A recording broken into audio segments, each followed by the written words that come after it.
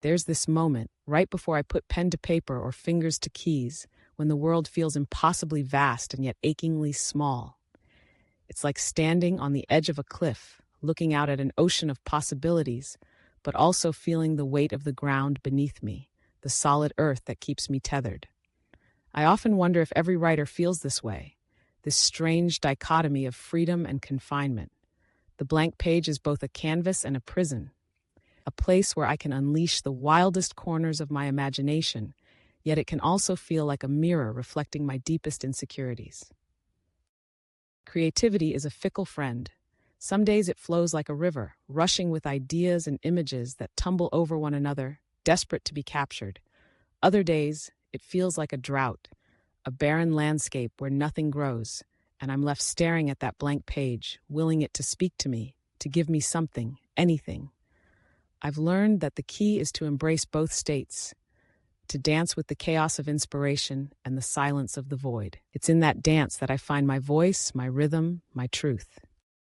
I often find myself asking, what does it mean to be creative? It's a question that haunts me, that lingers in the back of my mind like a shadow. Creativity isn't just about writing. It's about seeing the world through a different lens, about finding beauty in the mundane, about weaving stories from the threads of everyday life. It's about noticing the way the light hits the leaves in the early morning, or how the laughter of a child can echo in the stillness of a room. It's about capturing those fleeting moments and transforming them into something tangible, something that resonates with others. But there's a vulnerability in that process. When I write, I'm not just sharing stories, I'm sharing pieces of myself.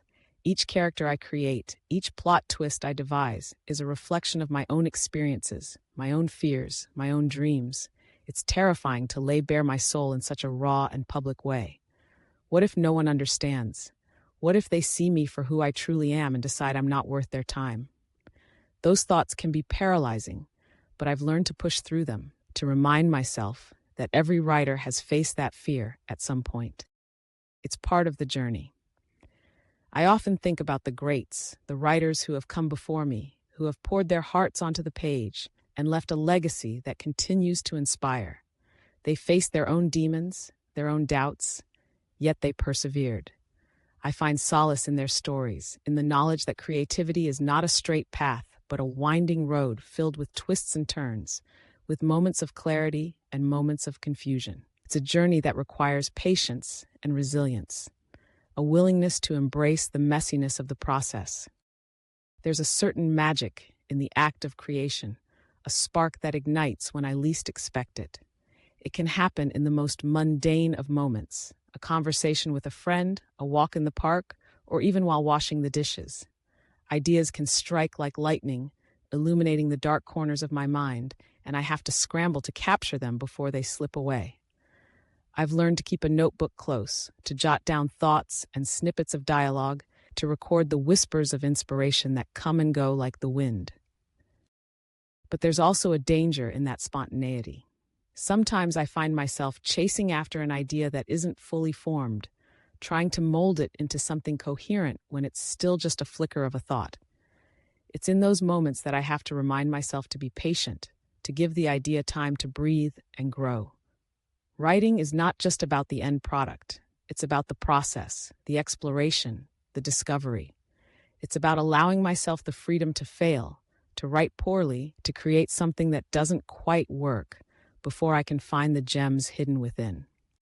I've come to realize that creativity thrives in the spaces between certainty and doubt.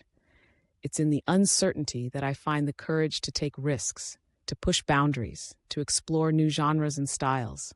I've written poetry that feels like a confession, stories that delve into the darkest corners of the human experience, and whimsical tales that dance with joy.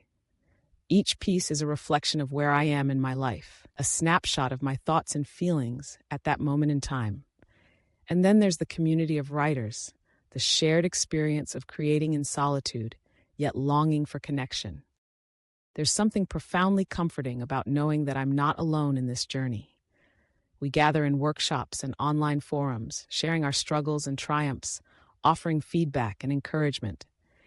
It's a reminder that creativity is not just an individual pursuit, it's a collective experience, a tapestry woven from the threads of many voices. Yet, even within that community, I sometimes feel the weight of comparison. It's easy to look at others and think they're so much better than I am, or I'll never be as successful. But I've learned that each writer has their own unique voice, their own story to tell. Instead of allowing those feelings of inadequacy to stifle my creativity, I try to use them as fuel, as motivation to dig deeper, to hone my craft, to find my own path. In the end, being creative as a writer is about embracing the journey, the highs and lows, the moments of clarity and confusion. It's about finding joy in the act of creation, in the simple act of putting words together to form something meaningful. It's about celebrating the small victories, the breakthroughs, and even the failures, knowing that each step brings me closer to understanding myself and the world around me.